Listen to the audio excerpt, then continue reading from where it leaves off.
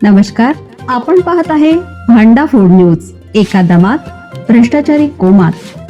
Social media, कर्जबाजारी, गुन्हेगारी, सट्टेबाजी, चोरी, मटका, जुगार, दारू, सावकारशाही, न्यायाच्या प्रतीक्षेत प्रशासन. भांडाफोड न्यूज. एका दमात भ्रष्टाचारी कोमात. सांगलीत दगडाने ठेचून वृद्धाचा खून. येथील वसंतदादा साखर कारखान्याच्या पाठीमागील बैलगाडी तळावर किरकोळ वादातून एका वृद्धाचा दगडाने ठेचून खून करण्यात आला.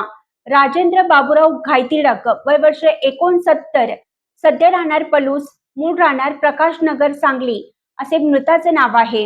या प्रकरणी संजयनगर पोलिसांनी 3 अल्पवयीन संशयितांना ताब्यात घेतला आहे. पोलिसांनी दिलेल्या माहितीनुसार घायतिडक मूळचे अहिल्यानगर नजीकच्या प्रकाशनगरमधील रहिवासी होते. कौटुंबिक कारणामुळे ते काही काळापासून पलूस येथे मुलीकडे राहत होते. सध्या ते संजयनगरमधील दुसऱ्या मुलीकडे आले होते. सोमवारी रात्री 11:30 वाजण्याच्या सुमारास ते कारखान्याच्या पाठीमागील गाडी तळावरून जात असताना तिथे 3 अल्पवयीन मुले आली. त्यापैकी एक जण नशेत होता. या मुलांशी घायतिडक यांचा किरकोळ कारणावरून वाद झाला.